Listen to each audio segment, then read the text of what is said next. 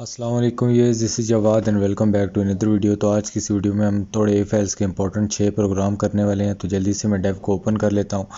तो टाइम ज़ाया किए बगैर अपना काम शुरू करते हैं। चैनल को सब्सक्राइब कर लेना अगर पसंद आई वीडियो तो यहाँ पे हमारा जो फर्स्ट प्रोग्राम है इंक्लूड, इसमें ये हमने करना है कि ज़कात फाइंड करनी है। जो टोटल अमाउंट है आपकी, या टोटल सैलरी है, या टोटल जो कुछ भी है, उसको आप जहन से निकाल दें।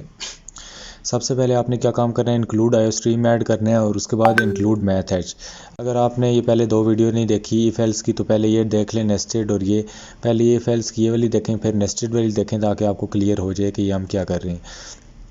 तो यहाँ पे आप लोगों ने इंक्लूड आयो स्ट्रीम और इंक्लूड मैथ्स डॉट एच या सी मैथ आपने ऐड कर लेनी है। ये लाइब्रेरी मैथ में जो आप स्क्वायर रूट या कुछ चीज़ें फाइंड करते हैं उसके लिए आगे आपको काम आती है। इसी तरह हम क्या काम करते हैं, अपने मेन फंक्शन में आ जाते हैं। यूजिंग नेम स्पेस एसटीडी आपको पता है यूज़ करनी होती है। और ये जो इंक्लूड आयो स्ट्रीम का मतलब है कि इनपुट आउटपुट की जो एक स्ट्रीम है, एक नदी बह के आ रही है, वो ऐड हो जाए। ये जो हम सी इन सी आउट करते हैं ये इसकी वजह से कर पाते हैं। उसके बाद मैंने नीचे कमेंट ऐड कर दिए कि 2.5% ज़कात का रेट होता है। तो 2.5% को हम C++ में 0.025 लिखते हैं। 0.025% लिखते हैं इन C++ है, यहाँ पे 10 लिखा गया इन C++। हम ये लिखते हैं। तो फ्लोट हमने ले लिया क्योंकि हमें पता है वैसे डेसिमल में हमारी वैल्यूज़ आ रही हैं। तो फ्लोट हमने अपना ले लिया, डाटा टाइप ले ली। इसके बाद हमने अपना वेरिएबल जो डब्बा है कि किस में ये स्टोर हुई ये वैल्यू, तो हमने रेट दे के इसको स्टोर कर लिया। आप इसको यहाँ पे डायरेक्ट रेट की जगह मल्टीप्लाई भी कर सकते हैं, आपकी अपनी मर्ज़ी है। उसके बाद मैंने एक अमाउंट का डब्बा ले लिया कि जो यूज़र अमाउंट एंटर करेगा वो किस डब्बे में हम डालेंगे। इसी तरह हमने एक ज़कात का वेरिएबल, जिसको हम डब्बा कह सकते हैं, जो भी आप कह सकते हैं, वो ले लिया कि फार्मूला हम किस में बनाएंगे, तो फार्मूले की वैल्यू इसमें स्टोर करेंगे। हमने सिंपली यूज़र से क्या किया, एंटर द टोटल अमाउंट ले ली और अमाउंट के डब्बे में वेरिएबल में स्टोर कर दी। इसी तरह हमने ज़कात का एक फार्मूला बना लिया, जो फार्मूला ये है कि अमाउंट मल्टीप्लाई बाय रेट। तो रेट हमारे पास 0.025 उसमें हमने ऑलरेडी स्टोर किया हुआ था और अमाउंट के साथ मल्टीप्लाई हो गया। तो ये वही हमारे पास, हमने एक सी आउट कर दिया, अमाउंट ऑफ ज़कात इज़, और आगे हमने दोबारा सी आउट करके ज़कात दी और दोबारा सी आउट करके आगे इन्वर्टेड कॉमर्स में परसेंटेज डाली, ताकि जो हमारी नंबर है उसके आगे परसेंट भी लिखा है। तो अभी इसको मैं रन कर लेता हूँ और आपको दिखाता हूँ।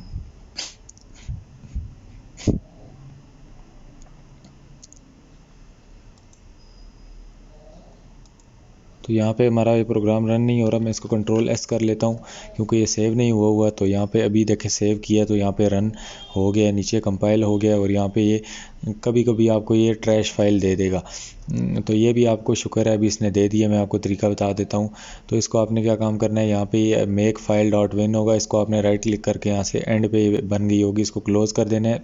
और ये जो ज़कात वाली है इसको भी आपने सेव कंट्रोल एस करके, और यहाँ से ऊपर से या सेव आप करने फाइल में जाके सेव करके आप लोगों ने इसको भी ज़कात डॉट CPP को यहाँ से क्लोज़ कर देना है। अब मैं इसको यहाँ पे फ़ाइल में जाके दोबारा ओपन कर लेता हूँ। तो यहाँ पे ये इधर कहीं पड़ी होगी, ये ज़कात पड़ी है। अभी हम इसको दोबारा रन करेंगे तो देखना ये रन हो जाएगी। तो ये देखें अभी हमने दोबारा इसको रन किए तो ये दोबारा इसने ट्रैश फाइल दे दी है। तो जब भी ये ट्रैश फाइल देगा, एक बार आप अपना पूरा डेव C++ आपको फिर क्लोज़ करना पड़ेगा और सिंपली फाइल में जाके ओपन में जाके इसको कर लेते हैं। ये कई बार इसकी वो मेमोरी फुल हो जाती है, इस वजह से ये एरर देता है। तो अभी हम दोबारा इसको ओपन करके रन कर लेते हैं, इसमें कौन सी नई बात है। तो ये देखें हमारे पास रन हो गया। तो ये एरर आना लाजमी होता है ताकि आप लोगों के भी दिमाग खुल जाए, पेपर में आपके पास एरर आ जाए तो आप लोगों के हवास भागता ना हो जाए। यहाँ पे हम टोटल अमाउंट डाल देते हैं। फॉर एग्जांपल हम देते हैं 100 रुपये पे कितनी ज़कात है। तो देखें अमाउंट ऑफ ज़कात इज़ 2.5%, या 2.5 आपके पास आ गई है अमाउंट ऑफ ज़कात। हम परसेंट आगे से हटा देते हैं क्योंकि हमें अमाउंट हम फाइंड कर रहे हैं। तो यहाँ पे अमाउंट ऑफ ज़कात इज़ 100 पे 2.5 रुपये आपकी ज़कात है। मैं इसको दोबारा रन कर देता हूँ। तो अभी हम करते हैं 1500 रुपये पे कितनी ज़कात है। तो 1500 रुपये पे 37.5 रुपये आपकी ज़कात बनती है। तो यहाँ पे enter your total amount in rupees लिख दें या इन डॉलर लिख दें, इसको जो मर्ज़ी करें। आप लोगों को बेसिक कॉन्सेप्ट समझ आ गया, या इनको डॉलर को छोड़ें, पाकिस्तान में ये ज़कात होती है तो इसको RS आप लिख के सेव कर दें। तो उम्मीद है ये प्रोग्राम क्लियर हो गया होगा आप लोगों को किस तरह करना है। इसके बाद हमारा जो दूसरा प्रोग्राम है वो हम ओपन कर लेते हैं। दूसरा प्रोग्राम ये इवन ऑड वाला है। तो इवन ऑड के लिए आपने वही इंक्लूड आयो stream using name space std, एक हमने वेरिएबल डिक्लेयर कर दिया जिसको हमने क्या कर दिया n का नाम दे दिया, इंटीजर n। तो हमने लिखा एंटर एन इंटीजर, तो ये आप एंटर और नंबर लिख सकते हो जो आपका दिल करे। तो यहाँ पे वेरिएबल नम जो मर्ज़ी स्टोर करो, आपकी अपनी मर्ज़ी है। हमने कहा मैं इसको नम कर देता हूँ, आप लोग कंफ्यूज ना हो जो ये क्या कर दिए। तो यहाँ पे कैपिटल स्मॉल का फ़र्क रखना है, अगर आप UM कैपिटल डालते हैं तो आपको हर जगह फिर UM कैपिटल डालना पड़ेगा। तो यहाँ पे फिर ये आपको सारी जगह पे ये चेंज करना पड़ेगा। तो मैंने कहा चलें कर लेते हैं, अभी काफ़ी बच्चे कंफ्यूज ना हो जाए। हमने इसको कंट्रोल एस कर देना है यहाँ पे। तो C++ केस सेंसिटिव है, उसमें अपर केस और लोअर केस को अलग अलग चीज़ मानी जाती है, तो ये बात आपने याद रखनी है। तो इसी तरह हमने क्या काम करना है कि एंटर एन इंटीजर, तो ये किस में स्टोर होगा, नंबर में। जो भी हम नंबर यूज़र से लेंगे वो नंबर के वेरिएबल में स्टोर हम कर देंगे, हमने ऊपर उसको ऑलरेडी डिक्लेयर किया हुआ है। अब हम कहते हैं इफ़ नंबर परसेंटेज का मतलब होता है इधर हमेशा रिमाइंडर। परसेंटेज के लिए हम C++ के पास कोई चीज़ नहीं है, हम इसको 0.025 इस तरह की फॉर्म में लिखते हैं डिवाइडेड बाय 100 करके। तो ये इधर परसेंटेज का मतलब हमेशा रिमाइंडर होता है कि ये नंबर 2 से डिवाइड होगा और उसका क्या आएगा, रिमाइंडर 0। अब हम 2 के टेबल को देखें तो 2 10s are 20 आता है, तो देखें नीचे कुछ भी नहीं बचता, पूरा 2 10s are 20 है और ऊपर नीचे रिमाइंडर हमारे पास 0 बचता है। 2 20s are 2 100s are जो भी करें हमारे पास रिमाइंडर क्या बचता है, 0। तो हम नंबर को 2 से डिवाइड करें, अगर रिमाइंडर तब कुछ नहीं बचता जब हम ऑड नंबर डालें। फॉर एग्ज़ाम्पल हम यहाँ पे अभी मैं बताता हूँ आप लोगों को, कैलकुलेटर ओपन करके। आप लोगों को मैथ्स इतनी तो अच्छी होगी कि आप लोगों को ये सारा पता है, लेकिन फिर भी अगर किसी को नहीं समझ आ रही तो जिस तरह हम करते हैं 6 डिवाइडेड बाय 2, तो ये हमारे पास 2 3s are 6 पूरा डिवाइड हो गया, तो रिमाइंडर इसका क्या बचेगा, 0। अब वो आप डिवीजन जिस तरह छोटे बच्चों की तरह करते थे उस तरह करके देखेंगे तो आपको पता चल जाएगा।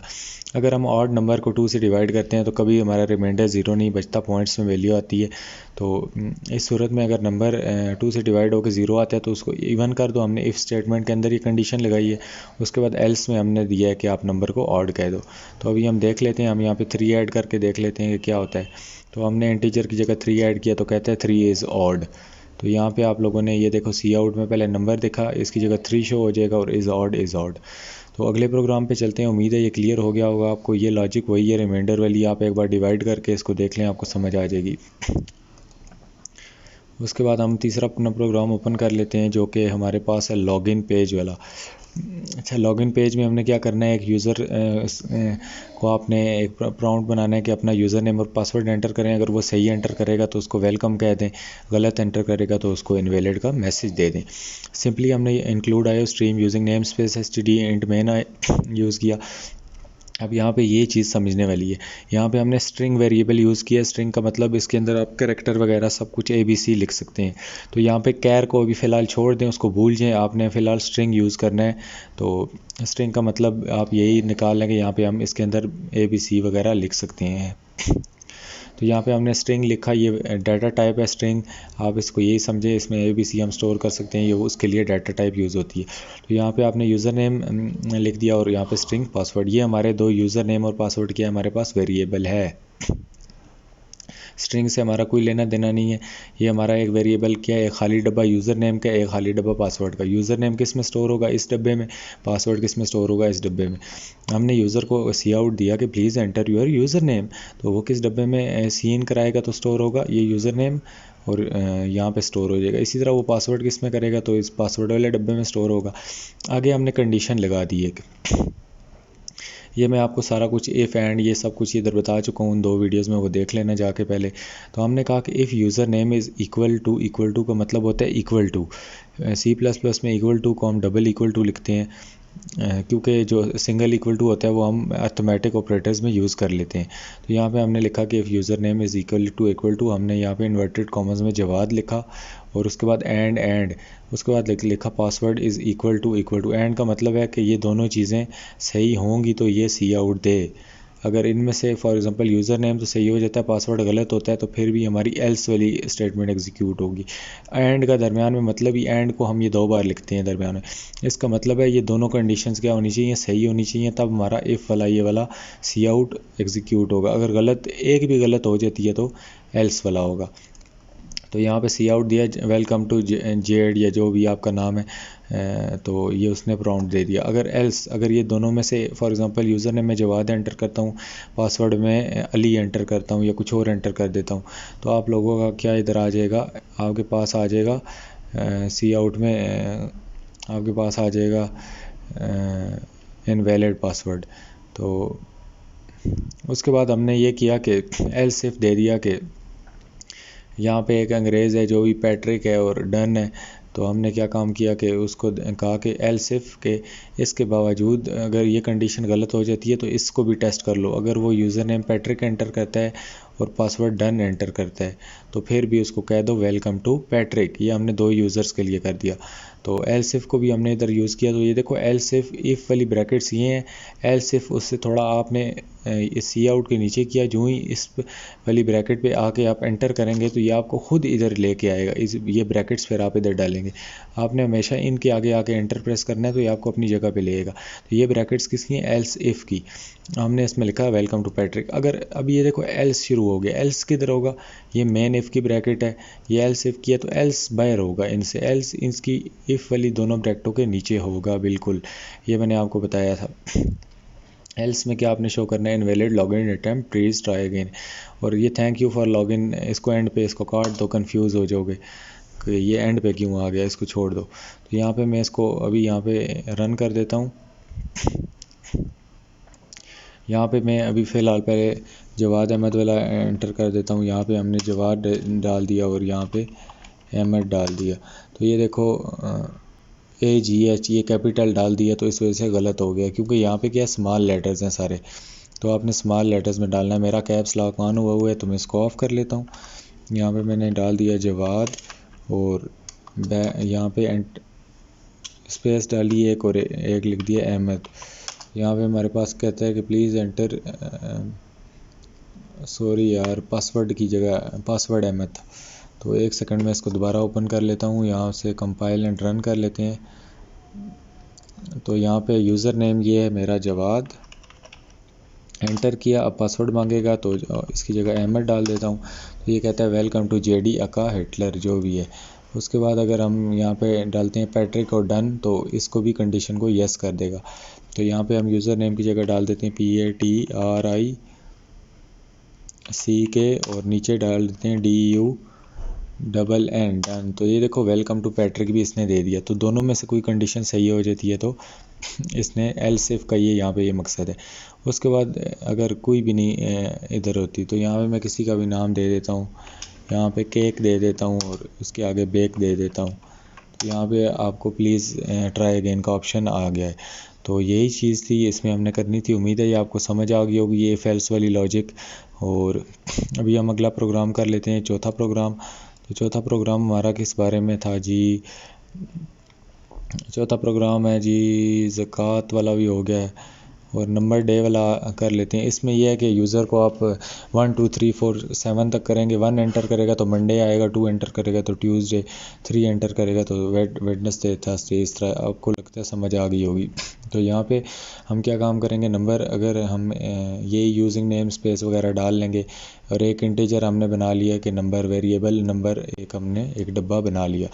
अब हम यूज़र को कहते हैं कि यार एंटर करो, यूज़र को हम कहते हैं कि enter the number of the day. तो उसने हमें एंटर कर दिए। तो उसके बाद हमने इफ़ स्टेटमेंट लगा दी। हमने कहा कि if number is equal to 1 तो सी आउट कर दो मंडे। फिर हमने एल्स इफ लगा दी, क्योंकि हम ये सिंगल कर रहे हैं तो यहाँ पे हमने कोई ब्रैकेट नहीं यूज़ की। अगर आप इफ़ एल्स में ये सिंगल सी आउट दे रहे हैं तो आपको ब्रैकेट इस्तेमाल करने की ज़रूरत नहीं है। तो हमने सी आउट मंडे दे दिया। एल्स इफ लगाया कि एल्स इफ का मतलब है कि अगर ये नहीं होती तो ये कर दो, नंबर इक्वल टू 2 मतलब नंबर इज़ इक्वल टू 2। तो ट्यूसडे दे दो, नंबर इज़ इक्वल टू 3। तो इसको ये देखो एक को यहाँ पे कॉपी, एल्स इफ को इसके सी आउट को करो। यहाँ पे ये सिर्फ नीचे चीज़ें चेंज करते करते 5 6 7 चेंज कर दो और यहाँ पे फ्राइडे संडे वगैरह चेंज कर दो। तो ये एल्स इफ करते गए। जो आखिरी है, आखिरी को अभी देखो एल्स है। आखिरी हमने एक कंडीशन दे दी एल्स। आप इसको संडे भी दे सकते थे, लेकिन यहाँ पे हमने क्या दे दी, द नंबर इज़ इनवैलिड, कि आपका नंबर ही गलत है। फॉर एग्जांपल वो 8 दे देता है, 9 दे देता है, 10 दे देता है, तो उसको क्या मैसेज आ जाएगा, नंबर इनवैलिड है इन नंबर्स के अलावा। तो उम्मीद है ये भी आपको समझ आ गया होगा। बिल्कुल सिंपल सा प्रोग्राम था कि आपने यूज़र नंबर एंटर करता है तो आपको ये किस तरह आते हैं। तो इसके बाद और प्रोग्राम देख लेते हैं, इधर कोई पड़ा होगा जो मैंने अभी किया है तो वो भी आपको करा देता हूँ। वावल और कॉन्सोनेंट वाला है, ये देख लेते हैं। अच्छा, यहाँ पे मैंने और स्टेटमेंट यूज़ की है, तो इसमें यह है कि आपने वावल और कॉन्सोनेंट बताने हैं कि यूज़र जो ABC एंटर करेगा वो वावल है या कॉन्सोनेंट है। वावल वो होते हैं A, E, I, O, U, और कॉन्सोनेंट जो बाकी रह जाते हैं वो कॉन्सोनेंट होते हैं। तो यहाँ पे हमारे पास हमने क्या काम किया, एक करैक्टर का वेरिएबल ले लिया और उसको दे दिया C। तो करैक्टर C हमने दे दिया कॉन्सोनेंट, या इसको जो मर्ज़ी आप कह लें, या हमने करैक्टर C कह दिया इसको।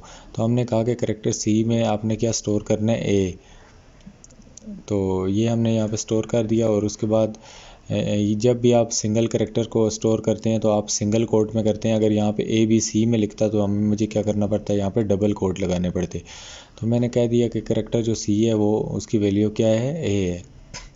हमने कहा कि if C is equal to A and C is equal to E, C is equal to I, C is equal to O और U, ये A, E, I, O, U। तो यहाँ पे C की वैल्यू ये A दी है, तो हमने ये कहा है कि जो ये C है ये किसके बराबर है। फ़िलहाल हमने पहले तो करार दिया कि इधर ये है, तो इसको आप इधर करैक्टर को वैसे डिक्लेयर करने के लिए, या आप इसको यहाँ पे ये मिटा दें, आप डायरेक्ट इसको करैक्टर C कर दें तो फिर भी ये काम आपका चल जाएगा। तो यहाँ पे हमने एक करैक्टर C ले लिया, तो हमने कहा कि C is equal to A। वैसे उसकी वैल्यू इनिशियलाइज़ करने के लिए उसने A दे दी थी।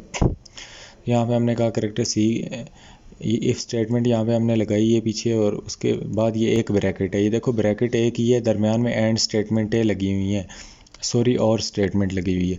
तो हमने कहा कि C इज़ इक्वल टू ये A का मतलब है ये सिंगल क्या है, सिंगल कोट में एक करैक्टर है। तो ये इसीलिए उसने आगे डिक्लेयर भी किया था ताकि उसको पता चल जाए सिंगल कोट में। उसके बाद कहता है कि C is equal to E, C is equal to I, मतलब कि अगर या तो ये होगा, उसके बाद और लगे। और का मतलब है कि मतलब यार जो हमारा अल्फ़ाबेट है इसको C को आप अल्फ़ाबेट कह लो, ये करैक्टर A है या क्या है, E है। उसके बाद कहता है या I है या O है या U है, इन चारों पांचों में से कोई भी है। तो क्या आपने करना है कि C out, C is vowel, C मतलब वही वाला करैक्टर शो हो जाएगा और वो क्या है, वावल है। अगर इसके अलावा इन चारों पांचों के अलावा इनमें से कोई एक भी आ जाता है ना, तो आपने ये एग्जीक्यूट करना है। और का मतलब है कि इन सारों को चेक करो, इनमें से एक भी ठीक है तो हमारी इफ़ वाली स्टेटमेंट क्या होगी, एग्जीक्यूट होगी। एल्स का मतलब है अगर इनमें से सारे के सारे ही गलत हैं, सारों को इनमें से कोई नहीं ठीक, फिर आप कर दो C मतलब जो करैक्टर के डब्बे में जो भी यूज़र ने एंटर किया होगा वो क्या है, कॉन्सोनेंट है। यहाँ पे हमने अभी क्या काम करना है, यूज़र से इनपुट ले लेनी है। तो आप इसको पहले से यूज़र को C आउट दे देते हैं। तो यहाँ पे हम दे देते हैं यूज़र को C आउट, और C आउट दे के हम यूज़र को कहते हैं कि एंटर करैक्टर।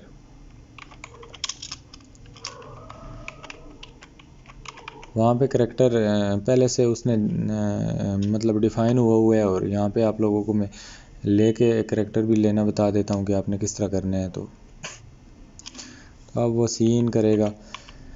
C इन में आप लोगों ने क्या काम करना है, करैक्टर ले लेना है, करैक्टर ये जो भी।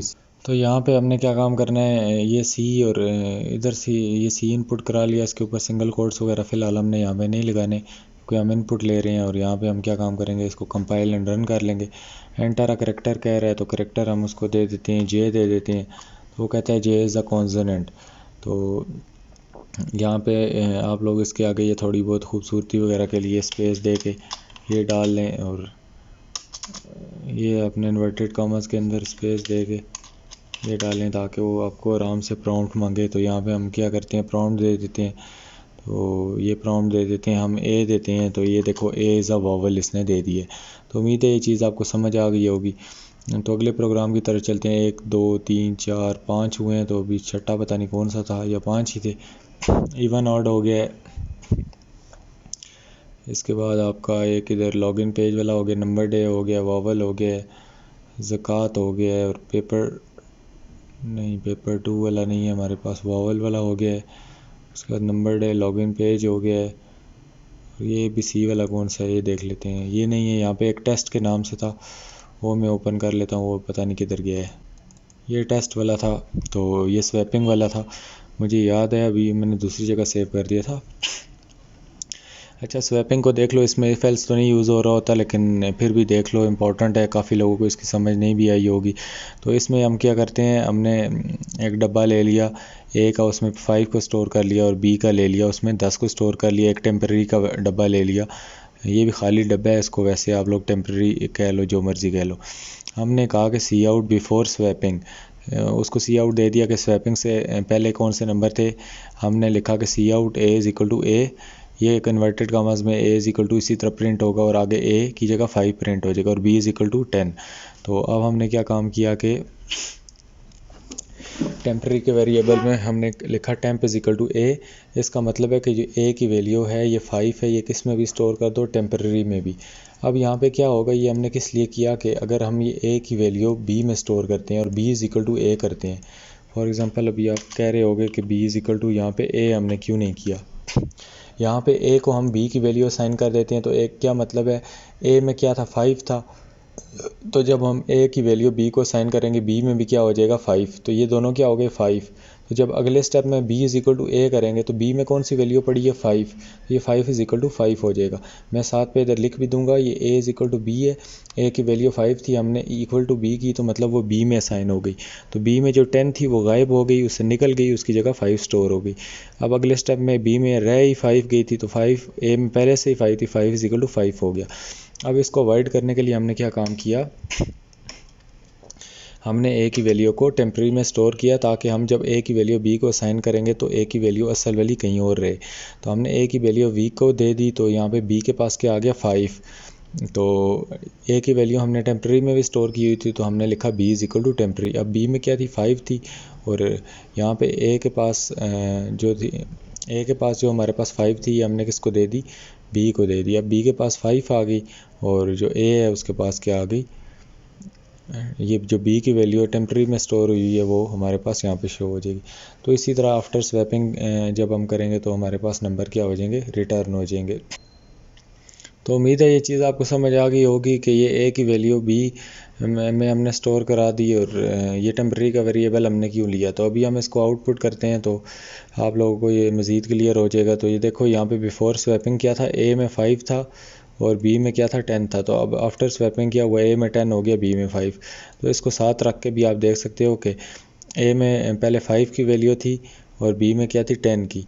तो जब हमने क्या काम किया, यहाँ पे A is equal to B किया, तो क्या हुआ, हमारे पास बी में 5 की वैल्यू स्टोर हो गई और ए में हमारे पास किस चीज़ की वैल्यू लानी थी, हमने B is equal to temp किया, तो यहाँ पे हमारे पास इसमें 10 की वैल्यू स्टोर हो गई। तो उम्मीद है ये क्लियर हो गया होगा, वीडियो भी आपको अच्छी लगी होगी। मिलता हूँ किसी और वीडियो में, बहुत सा ख्याल रखिएगा, अल्लाह हाफ़िज़, टेक केयर।